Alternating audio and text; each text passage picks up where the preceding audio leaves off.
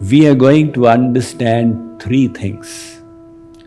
The first one, those who recognized Shree Krishna as Shree Krishna, Sri Ram as Sri Ram, and attached their mind to him, they achieved God realization. Like Vasisht saw Ram, he is Bhagavan. Janak saw Ram, he is Bhagavan. And they loved him with all their mind. They reached him. This happens only in Avatar Kal, when you can see God. Without Avatar Kal, you cannot see God. So how will you attach your mind to him? So the first category, those who saw him, knew him, and loved him. The second, those who did not recognize Sri Krishna as God, but loved him and attached their mind to him, they also became God realized. Like Yashoda and Nanda Baba. They did not know that he is God. All they knew is that he is our little child. Because when the little daughter was born, Yashoda was unconscious. And Vasudev came, he took the daughter and left Krishna there. So all that Yashoda knows is, when I woke up, I saw this bluish boy. He's my boy because my womb is empty now. So Yashoda thinks he's my little child. And she is loving him not with the sentiment of God, only with the sentiment he is my child. She also became God realized. So many gopis, they did not know. There were gopis who knew. They had come from Golok. They were in knowledge. So the gopis, during the Gopi Geet, they say, Na khalu gopika nandano bhava, na khila dehina mantaratmadrik, vikhana sarthito vishvaguptaye, sakha udeivan satvatankule. The gopis say, hey, Shyam Sundar, don't think that we don't know who you are. You are Bhagavan, the knower of everybody's heart. So some of the gopis knew. And there were other gopis who had no idea who this boy is. All they knew was that he is extremely handsome and charming, and we have become lattu over him. They would always talk about him, they would always message and WhatsApp about him, the latest. And they were madly in love with Krishna. We've heard there is a Kamdev, but Kamdev will pale into insignificance before our Shyam Sundar. So their mind was totally and completely attached to Shyam Sundar. And they also attained God realization. How did this happen? That was a question asked by Parikshit to Shukadev. Tamev paramatmanam jara buddhyapi sangata jarhu gunamayam deham sadhya prakshina bandhana. Are Maharaj, these gopis loved Shyam Sundar as somebody would love a paramour. And they also went beyond the three gunas. How did this happen? Shukadev ji answers, Na vastu shaktir buddhim apekshate. The vastu, the object, doesn't need the intellect for it to do its work. If there is poison in a cup, whether you know it is poison or you don't know, if you drink it, the poison will do its work. If you take paras, and with that paras, the philosopher's stone, you touch the iron. Whether you know it is paras or you don't know, it will do its work. Now you may lovingly touch the iron with the paras. It will make it gold. You angrily smash the iron with the paras. It will still make it gold. Accidentally they touch, it will make it gold. Similarly, kamam, krodham, bhayam, sneham, aikyam, sauhardam evacha, nityam harau vidhatuto yanti tanmayatan hite. However anybody took the mind to Shree Krishna, the fact that the mind got absorbed in the Lord resulted in God realization. Now the third category. This is important. If there is something material, like a murti, it's material, but you think it is God and you love it, you will again achieve God realization. Hey, how is that, Swamiji? Yeah. Whether it is a painting, it is a murti, or in your mind you have made that roop. But Swamiji, you just told us, na vastu shaktir buddhim apekshate. It is the object that gives the fruit, not your bhav. Now you take a gulla made of cow dung, gobar ka gulla, and you create the sentiments, this is a tasteful rasgulla, and you put it in your mouth. Will you get the fruit of your sentiments? I am thinking it's rasgulla. Of course not. You'll get the fruit of the object, the gobar, cow dung that it was. And you explained that people who loved Krishna got the benefit of Krishna, irrespective of their bhav and sentiment. But in this case, the principle changes. If you, in a picture, have created divine sentiments and you are loving it with all your mind, you will get the benefit of the sentiments. Why? Because God is sitting in your heart. He is making note. This soul is looking on the shaligram as my very self, and he worships the shaligram with so much of devotion. So God notes the sentiments we make and he gives the results. Besides, he is present everywhere. So if he is present everywhere, he is present in his murti as well. Or is it that he is present everywhere except in his murti? Those who say that God cannot be in a deity or in a vigraha, so if he is everywhere, does it mean he is everywhere except in the deity? Of course not. If he is truly everywhere, he is in the murti as well, and he is in your heart as well, and he is noting your sentiments. So what God notes is the bhav that you make. He is bhavagrahi. Na kashthe vidyate devo, na shilayam na mritsucha, bhavehi vidyate devas. It is your loving heart which will help you attain him. You may make the divine sentiment in wood, in stone, in paint, in whatever. That is irrespective. Now we get the option. You make his image as you like and attach your mind to it. So let me give you an example of this.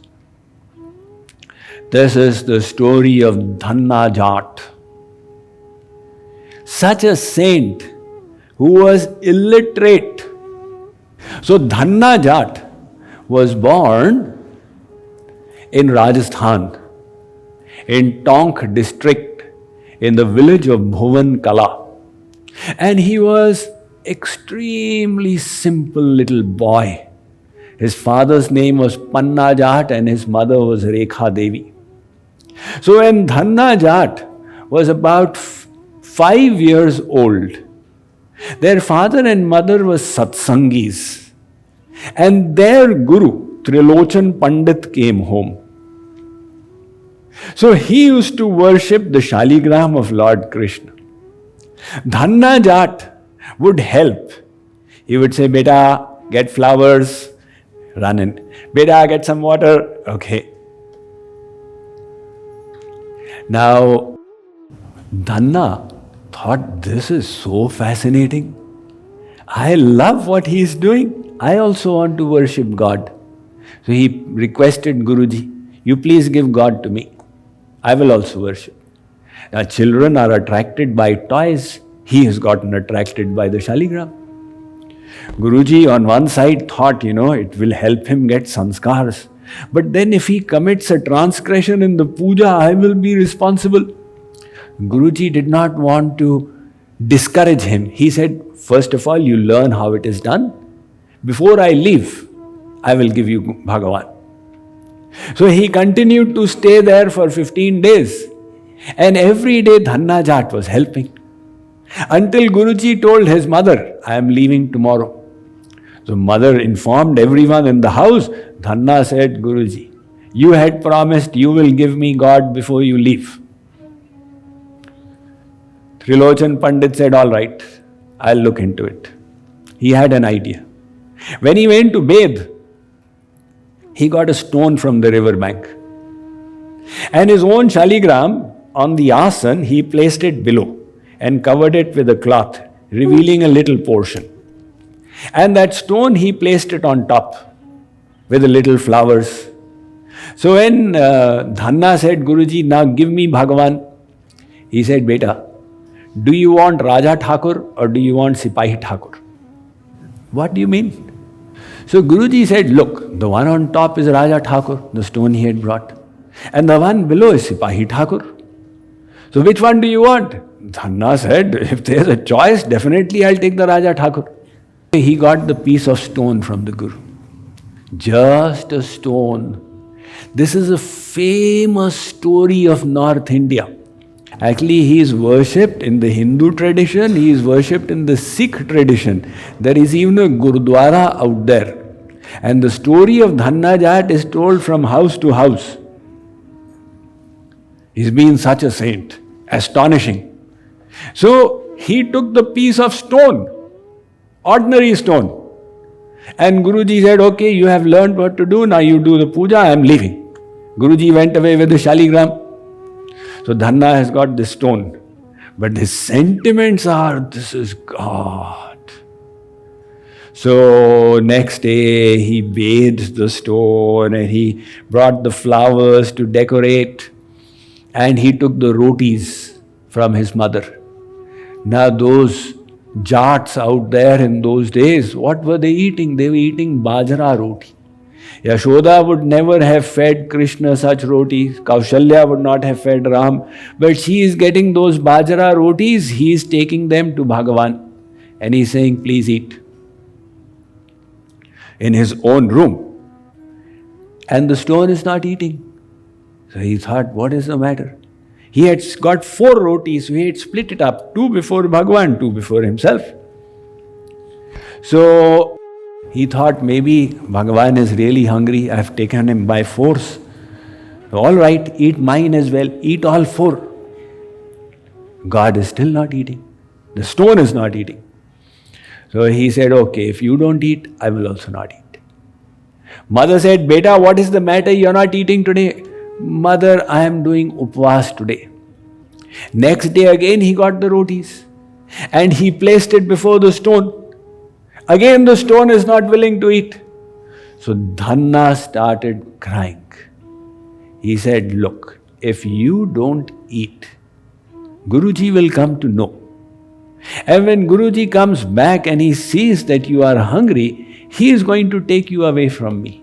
Then what will I do? So Bhagavan melted. Dhanna did not eat, it is said, for 7 days. And what is there for Bhagavan? He can manifest from anywhere. He who is all pervading is only looking for the devotion in our heart. That hot obstinacy was the faith in Dhanna. So the Lord melted. He manifested out there, actually with his hands and feet. Nobody can see him, but Dhanna can see him. And he started eating 2 rotis. And Dhanna said, wow, so far you were in all black shaligram and now you've become this beautiful form. So, every day, Dhanna would get the rotis. Mother would say, why do you go and eat in your room? He said, no, I have to. And he would feed Bhagavan as well.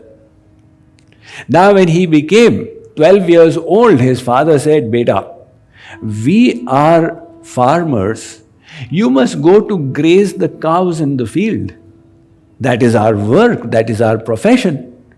So Dhanna started taking the cows. And one day, Shree Krishna said to Dhanna that, look, you go off all day long in the field, I get bored out here. I have to come with you. So Dhanna said, what will you do in the fields? Shree Krishna said, what will I do? I will graze the cows. You know how to graze the cows? Arey, there is nobody who knows as well as I do. I am the real Gopal, the actual Gopal. So Dhanna said, why don't you relax at home? Shree Krishna said, I am eating your rotis, I have to do something for you. Dhanna said, all right. Now every day when Dhanna would go into the field, Gopal would manifest. And Dhanna saw that what a wonderful Gopal he is. Dhanna thought, I used to control the cows with the danda, stick. And he only controls them with his sugandhi, his aroma. And they get enchanted and come here and there. Now 2 years went by. Dhanna is 14 years old. And Guruji came. Guruji asked the mother and father, how is the child? Dhanna came. Beta, how is your puja going on? So Dhanna said, Guruji, first few days there was a little problem. But then after that, Bhagavan accepted and now he's been taking my roti. But last 2 years, the puja has become different. It has become all play. So what do you mean? He comes and grazes with me, the cows. Trilochan Pandit said, he comes and grazes with you? How is that possible? Dhanna said, how is it possible? Yeah, you said he ate your food. Yes. How is that possible? Arey Guruji, you gave Bhagavan to me and you asking me how is it possible? So Guruji said, you show me. Dhanna said, all right. Tomorrow, when I go grazing, you come with me. So next day, Guruji also came along. Now Dhanna is grazing the cows. And he is waiting for Krishna to come. First of all, Krishna is not coming. And Dhanna called out, then Krishna came. But Dhanna can see him. Trilochan Pandit cannot. So Dhanna said, Guruji, have darshan. He said, I cannot. Dhanna prayed to Krishna, please, you have to give him darshan. Guruji is thinking, what a strange disciple he is. The Guru helps the disciple get darshan of God, but here the disciple is helping Guru get darshan of God. So finally, on Dhanna's plea, Shree Krishna gave darshan. And when Trilochan Pandit got darshan, he shouted, Ha Krishna, and fainted out there. That is when Dhanna realized the importance of darshan. He said, I thought it is ordinary. And Guruji is fainted is something very special. So Trilochan Pandit say, you carry on doing the puja as you were doing. And he went off from there. So this is the example of someone who merely by his devotion, irrespective of the form, achieved the supreme goal.